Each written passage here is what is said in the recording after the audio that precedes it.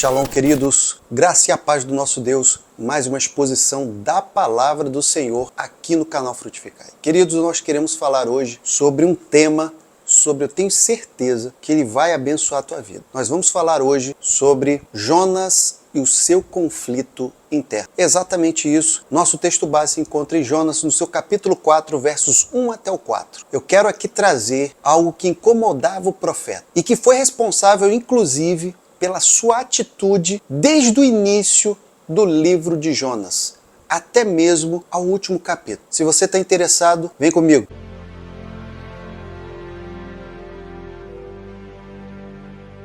Bom, queridos, eu vou começar aqui a revelar a parte da palavra do Senhor, mas antes que isso aconteça, eu não posso deixar aqui de fazer um convite especial. Você que ama a palavra de Deus, você que gosta de abençoar pessoas e gosta de mandar e enviar porções da palavra do Senhor, se inscreva aqui no canal e encaminhe esse vídeo para as pessoas que você ama, para aquelas que precisam ouvir a palavra de Deus. Dito isso, eu gostaria de falar exatamente neste tema que nós estamos aqui, mas eu não posso deixar de primeiro ler aqui o nosso texto base, que vai praticamente ser o molde no qual iremos trabalhar para revelarmos qual é o conflito interno do profeta Jonas. A Bíblia diz: mas isso desagradou extremamente a Jonas, e ele ficou irado. E orou ao Senhor e disse: ah, Senhor, não foi esta minha palavra, estando eu ainda na minha terra? Por isso é que me preveni fugindo para Tarsis,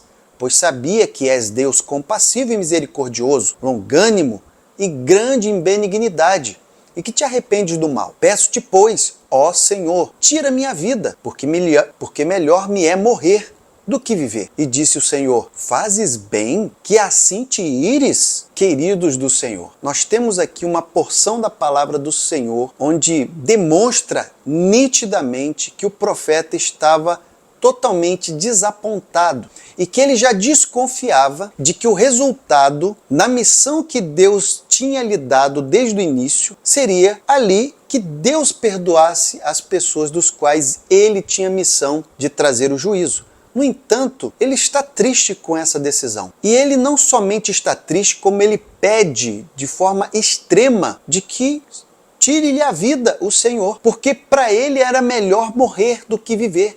E o Senhor vai lhe fazer uma pergunta: fazes bem que assim te ires? Você está fazendo bem, profeta, em se irar dessa maneira? Queridos, eu quero agora que você tenha toda atenção, porque eu vou ter que ir desde o início para chegarmos até esse ponto desse diálogo com o Eterno. Quando ele chega a conversar com Deus, depois que Deus trabalha através da profecia de Jonas, mas tem todo um contexto. E eu vou fazer algumas perguntas aqui, você vai entender que chegaremos ao conflito interno de Jonas. Tudo começa, queridos, se você olhar o primeiro capítulo, e nos primeiros momentos você vai ver que a palavra do Senhor veio ao profeta Jonas. Pelo que, no primeiro momento em que a palavra veio a Jonas, de que ele teria que profetizar a cidade de Nínive, ele toma uma atitude. E a atitude foi desobedecer a Deus. Primeira pergunta que nós precisamos fazer nesse momento: por que Jonas tomou a atitude de desobedecer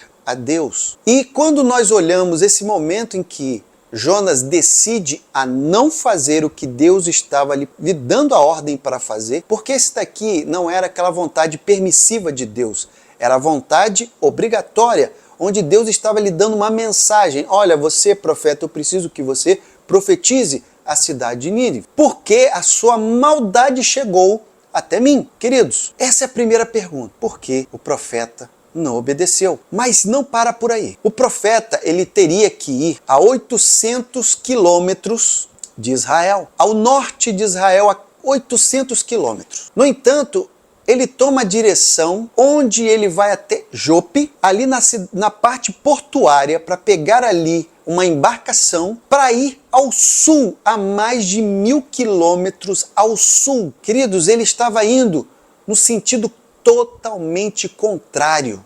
Ou seja, se Deus mandou ele para o norte, ele estava indo para o sul. Agora, nós temos que fazer uma segunda pergunta. Aqui está nítido que, além de desobedecer, ele queria estar distante de Deus e da sua vontade. É interessante nós analisarmos, porque para nós chegarmos até o conflito interno de Jonas, nós não podemos julgá-lo a primeiro instante. Se nós ouvimos essa palavra que Jonas tomou essas duas atitudes, logo você vai pensar o quê? Ele é um profeta, mas é um profeta desviado. Ele é um profeta rebelde. Se rebelou. Esse é o primeiro momento no qual podemos ter essa atitude e esse entendimento. Vamos ter calma. Vamos analisar ponto a ponto para entendermos como tudo aconteceu. Bom, queridos, Jonas, então, nós sabemos que ele, estando dentro da embarcação, Deus envia ali uma tempestade. E todos aqueles que estavam dentro, eles perceberam que aquela tempestade não era uma tempestade natural, mas era uma tempestade que algo estava acontecendo totalmente fora da curva. Então eles começam a jogar a sorte para tentar descobrir o que está acontecendo. Vamos clamar aos deuses para que a gente possa entender o que está acontecendo. E todos nós sabemos, eu não vou me aprofundar porque nós precisamos chegar ao ponto focal. Eles descobrem que existe ali uma pessoa que estava totalmente tranquila, em um sono profundo, na parte mais baixa do barco. E eles não entendem, a tempestade está quase engolindo a gente e ele está dormindo tranquilo. E quando Jonas então revela que ele estava ali, ele era um hebreu e que ele tinha temor a Deus, ele adorava ao Senhor dos Exércitos, mas que ele estava indo contrário à vontade do Eterno, então todos entendem. E a Bíblia revela que logo quando começou a tempestade, eles temeram, todos aqueles que estavam na embarcação. Só que quando eles ouvem a palavra de Jonas, eles ficam ainda mais temerosos, o temor aumenta. Então, queridos, por solução, até mesmo por Jonas ter dado essa solução, ele é lançado ao mar. Agora vamos ver um detalhe muito interessante. Quando ele é lançado ao mar, nós sabemos que a tempestade, ela termina.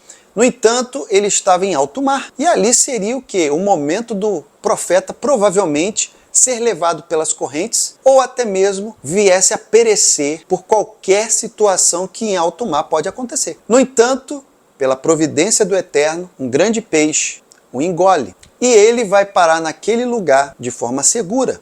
Queridos, veja agora, ele está no ventre de um peixe, ele fica totalmente desapontado e ele entende o que está acontecendo. Ele entende que ele tinha errado e tudo mais. Nós vemos aqui na construção dos acontecimentos de que o profeta Jonas, ele não era um rebelde. Ele temia a Deus. Ele até tinha o entendimento de obedecer a Deus. Então fica a pergunta, mais uma vez, por que Jonas tomou essa atitude? Que conflito era esse que o estava impedindo de fazer a vontade do Eterno? Bom, e nós vemos que no momento em que ele fica, nos 3 dias e 3 noites que ele fica no ventre do peixe, ele é o primeiro momento onde ele vai fazer uma oração.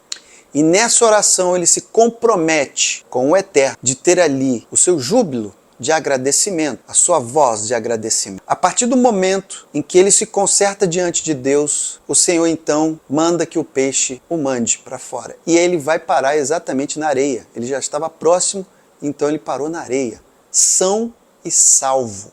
Amados do Senhor, profeta Jonas então vai obedecer a palavra do Todo-Poderoso. Ele entra na cidade de Nínive e começa a proclamar a palavra de Deus, dizendo que em determinado tempo Nínive iria desaparecer, seria destruída, seria subvertida. Amados, é evidente que em todo momento em que ele andou na cidade de Nínive, no momento que ele passava a mensagem de Deus, ele passou estritamente o juízo e o julgamento e a destruição. Em toda a porcentagem daquela palavra do profeta não teve nenhuma sequer parcela de graça e misericórdia. E o mais interessante é que o profeta ali, proclamando a palavra de Deus, o juízo do Eterno para com aquela cidade, a Bíblia nos revela que todos aqueles, inclusive o rei, todos aqueles entenderam a mensagem e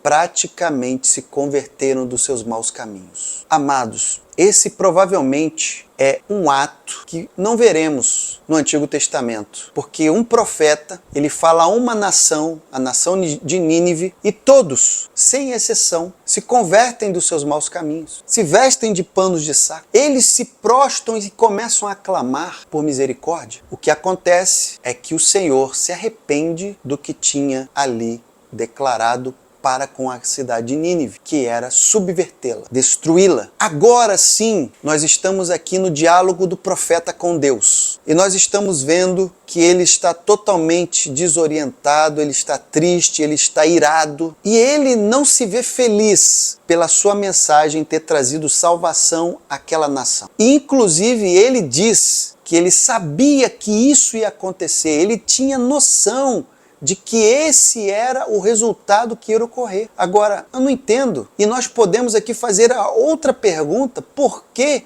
o profeta, sabendo que Deus era compassivo, misericordioso, um Deus de paz, e que a sua mensagem trouxe salvação e arrependimento do mal, por que ele estava tão irado, a ponto de pedir a Deus que tirasse-lhe a vida? Que conflito foi esse que o profeta teve a tal ponto de ele estar nessa situação? Inclusive, porque o profeta ainda se colocou em um determinado local mais distante para observar o que ia acontecer. Ele já tinha dado a mensagem de Deus. Ele se afasta da cidade de Nínive, mas fica observando o que vai acontecer. E a Bíblia diz que era muito quente, era um período que o sol era forte. E Deus faz com que uma planta venha nascer e venha ali trazer a ele uma sombra sobre a sua cabeça. Uma sombra sobre a sua cabeça. E o profeta fica extremamente feliz com aquela planta. Ao ponto que Deus também manda um verme atingir aquela planta. E ela vem a perecer e morrer. E o profeta fica totalmente irado,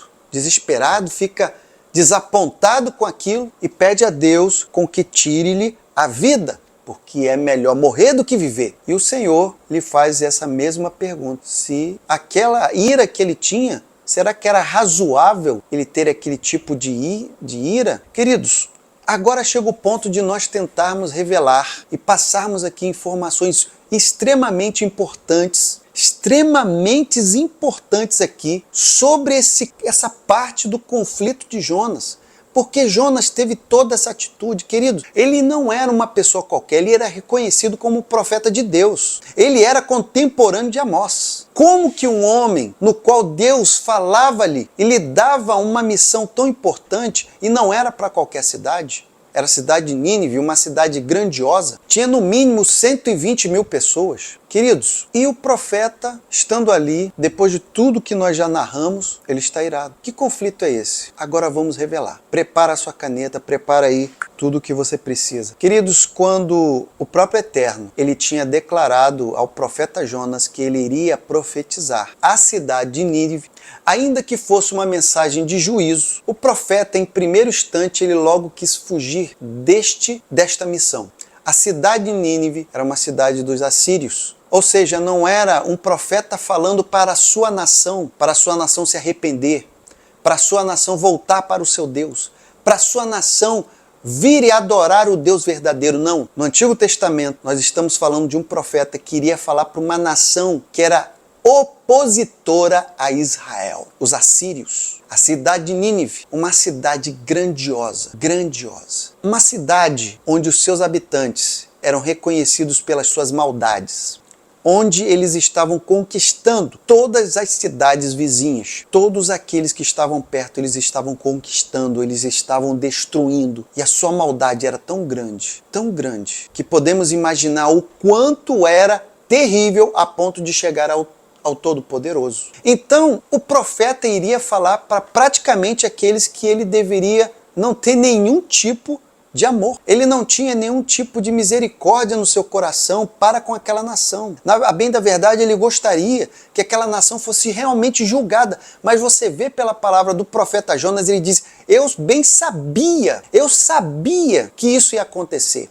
Porque o Senhor é Deus compassivo e misericordioso. E é tão grande em benignidade que te arrepende do mal. Ou seja, o Senhor vai se arrepender, com certeza, se eles fizerem tudo como foi o que aconteceu. Eles se ajoelharam, se arrependeram. E Deus foi longânimo, foi compassivo, foi amoroso. É você ver praticamente os inimigos de Israel tendo o benefício do amor de Deus. E o profeta, ele não conseguiu enxergar na mesma ótica de Deus. Tanto que, com certeza, essa fuga foi um conflito para o profeta. Eu tenho absoluta certeza que em seu coração ele estava sofrendo por estar tentando ir longe dos caminhos da vontade do Senhor. No entanto, ele tinha dentro do seu coração, mas eu vou profetizar para uma nação que não merece. Provavelmente eles vão ter o benefício do amor e da graça de Deus que não merecem. E ele não queria ver isso. Provavelmente porque ele já tinha visto muitas coisas terríveis que Nínive tinha feito com pessoas dos quais o profeta tinha até amor. Nações que ele conhecia, nações de Israel que provavelmente morreram, sofreram por causa da opressão dos habitantes de Nínive. E como fica o coração do profeta ali? Um conflito muito interno, um conflito difícil de resolver. Mas é esse o momento de nós entendermos a ótica que nem esse profeta, sabendo qual era a perfeita e agradável a vontade de Deus, ele não conseguiu ver além. Porque se você olhar no versículo 11 do capítulo 4, você vai ver que a palavra de Deus, quando o profeta tenta se argumentar que ele tinha razão de estar irado, que tudo que ele estava sentindo ele tinha razão, não hei de ter eu compaixão da grande cidade de Nínive, em que estão mais de 120 mil homens que não sabem discernir entre a sua mão direita e a sua mão esquerda, e também muitos animais. E aqui eu abro um parêntese para dizer que esse versículo, ele é entendido pelos estudiosos, que esses 120 mil homens estavam dizendo 120 mil crianças, por isso não sabiam discernir sobre a sua mão direita e esquerda. E se isso fosse realmente, se nós levarmos em consideração essa palavra como verdade, poderia chegar aí a população de Nínive a 500 mil de pessoas. Então, queridos, você vê que a palavra de Deus é: como eu não hei de ter compaixão da grande cidade de Nínive. Como? E veja que Deus vai também conversar com o profeta para lhe mostrar sobre a planta, que ele nem fez o esforço para que ela nascesse. Mas aí ele teve ali a ira, porque ele teve... Por que a planta murchou e morreu? Por que isso aconteceu? Então, queridos, nós vemos aqui uma expectativa humana contrária à vontade divina. Nós vemos que, apesar daquilo tudo que estava acontecendo, o profeta Jonas, ele estava ali confrontado com o aparente desvio das suas próprias previsões. Ele pensava que poderia sim acontecer a misericórdia de Deus, mas ele não imaginava que ia ser tão grande.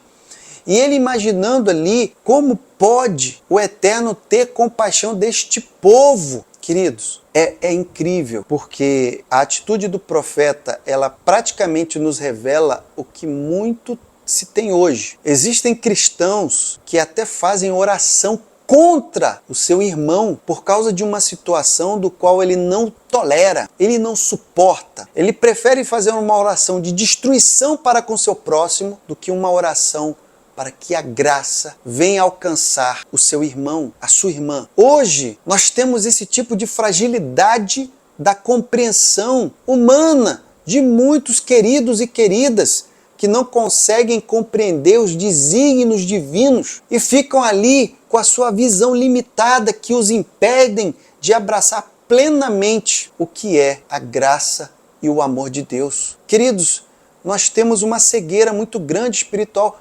principalmente concernente ao amor. O profeta, ele queria fazer tudo menos ver a vontade de Deus com benignidade para com a cidade de Nínive, menos com os assírios, menos com seus opositores, menos com aqueles que estavam fazendo coisas ruins nesta terra. Então, queridos, essa mensagem de hoje nos traz aqui um alerta muito grande, nos traz aqui um despertamento totalmente aberto, não somente para mim, mas para você. A missão que Jesus nos deu foi aquela que vai muito além do que nós estarmos ali, para aceitarmos a vontade do Eterno e abençoar e perdoar uma nação. O Senhor Jesus, ele falou que tinha um mandamento maior do que qualquer outro. E esse mandamento seria de amar o seu próximo. Você tem que amar o seu próximo como a ti mesmo. Ele colocou que o nosso amor, ele não pode estar olhando somente para nós. Mas assim como você se ama, você tem que amar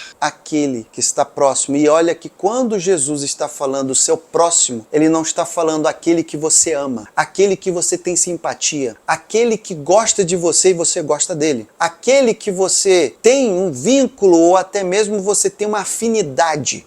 seja de qualquer tipo. Não, Jesus está falando o seu próximo. E o seu próximo poderia, de um israelita, poderia ser um samaritano, poderia ser um assírio. Queridos, independente de quem fosse, era o próximo. Então, amados, nós temos que romper os limites da visão humana sobre a graça do Todo-Poderoso. Nós temos que entender que o Senhor muitas vezes irá nos colocar em uma posição de abençoarmos aquele que muitas vezes não somente não nos amou, mas também nos atacou. E nesse momento você deve estar pronto para entender que as suas mãos, elas não devolvem o mal com o mal, mas elas devolvem o bem em detrimento ao mal recebido. Espero que essa mensagem tenha trazido um alerta para você e que a paz do Senhor esteja contigo.